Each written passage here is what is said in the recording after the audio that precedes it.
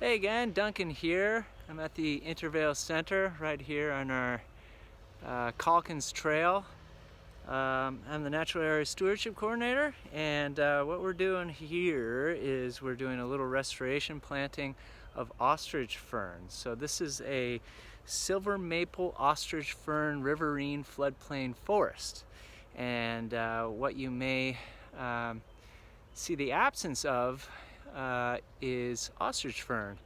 And that's due to various factors, pressure from invasive species, and also likely over-harvesting. So we ask that folks don't harvest fiddleheads here.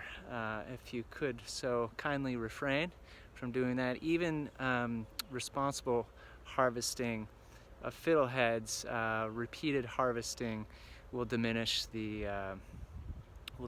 plant over time. So I'll show you what we're doing. This is right at the center, and you can see the center through the woods. And I am planting here, transplanting all these fiddleheads, ostrich ferns, right here, and we're putting them in the ground right here. So you may see more ferns this year, hopefully, and hopefully one day we can restore this buffer to its rightful